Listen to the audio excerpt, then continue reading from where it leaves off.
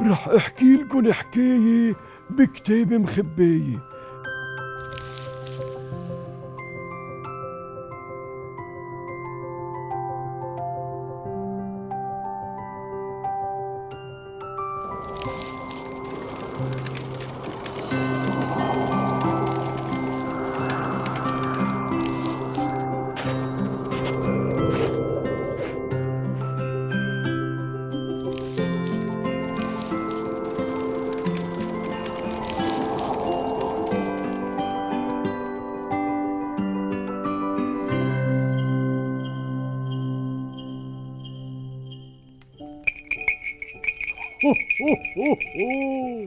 هودي جراس الران وصوتن حلو كتير. من زمان قررت حطلن جراس للغزلان وخاصة رودولف. بالأول كان عندي 8 غزلان، وبعدين وصل رودولف لعندي. كيف؟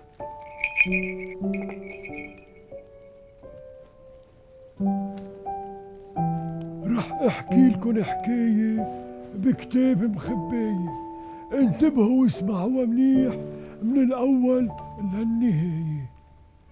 كان فيران عايش لحاله بالغابة وضايع كل الوقت، لأنه أمه وبيه اتصيدون الصيادين. بقي عايش لحاله وخايف وينتقل من غابة لغابة، وكان يبرد ويتعذب بالثلج ويخاف من الصيادين أو من الحيوانات.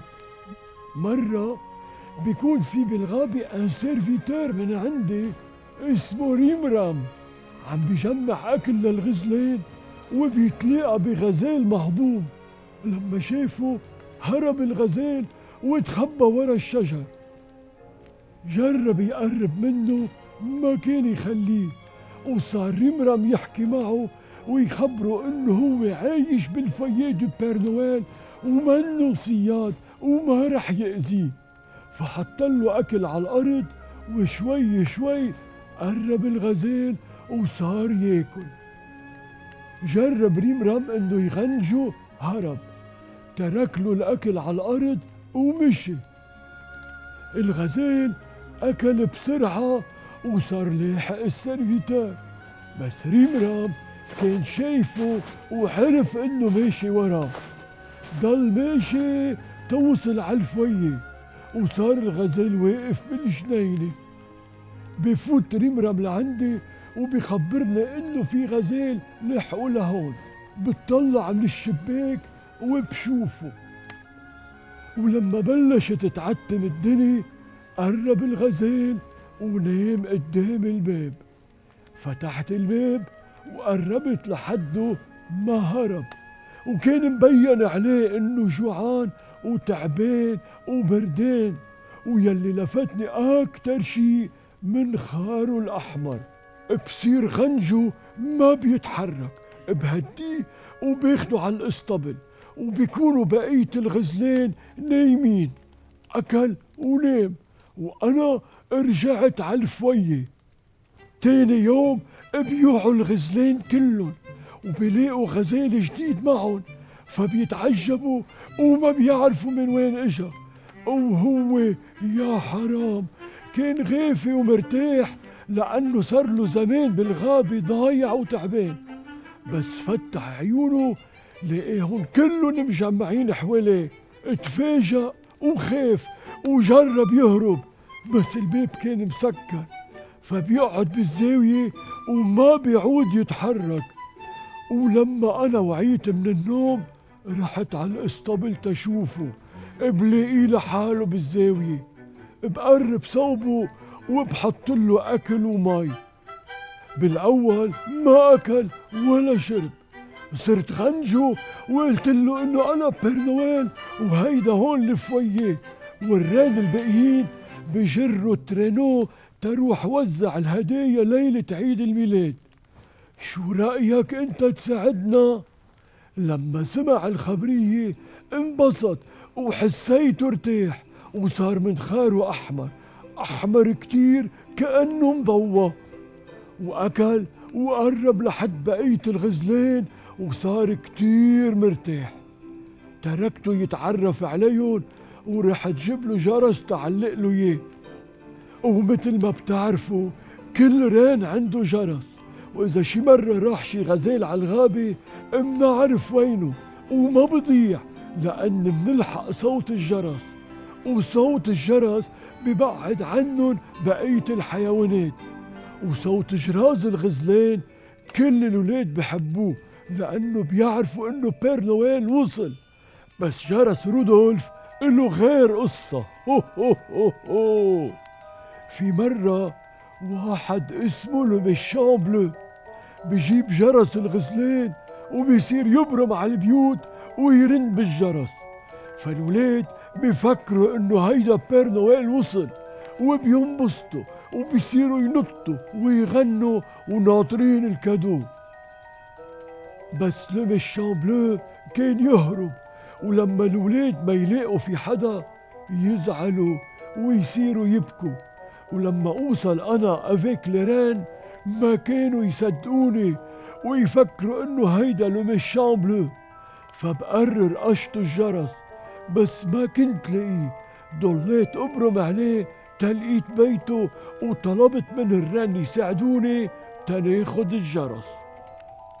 نطرنا تنام ووقفوا كل الرن قدام بيته وصاروا يرنوا بالجراس. بيوعى مزعوج من صوت الجراس، بيقوم من تخته وبيظهر تيشوف مين عم برن. بهالوقت بيركضوا الغزلان وبيتخبوا وبيظهر فما بيلاقي حدا، وضلينا طول الليل نرن بالجراس تمعت فيه يغفى. طلع الضوء ولمشان بلو ما غمضت عينه وما عاد في يسمع صوت جراس الرن، وقرر يتخلص من الجرس اللي عنده ويكبه مطرح بعيد كتير تما حدا يلاقيه. أخد الجرس وصار يمشي بالغابة توصل لمطرح فيه جورة كبيرة، وكب الجرس بهالجورة وصار يجمع تلج ويطمه تما عاد مبين ورجع عبيته. لما داب التلج بين الجرس، راح ان سيرفيتور من يلي عندي وجاب الجرس على الفيه وعطاني اياه، فبعلقه للغزال الجديد اللي سميته رودولف. وصار رودولف يجر الترينو مع بقية الغزلان ويضوي منخاره. وهلأ خلصت الحكاية وصار لازم تغفى العيون تا حتى تفتح بكرة وتشوفوا أحلى ما يكون. بعد كم يوم بيجي وقت التورنيه، الليل اللي بيضوي فيها منخاره رودولف وبيعطوا الغزلان كل قوتهم حتى نلحق نوزع الهدايا لكل الولاد. هو هو هو هو.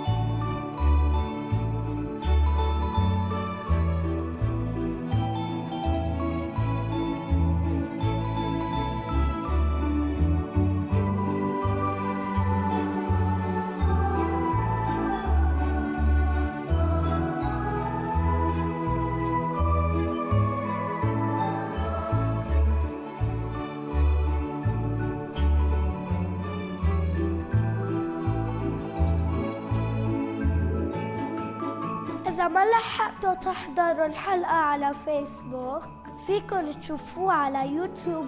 لايك اند سبسكرايب.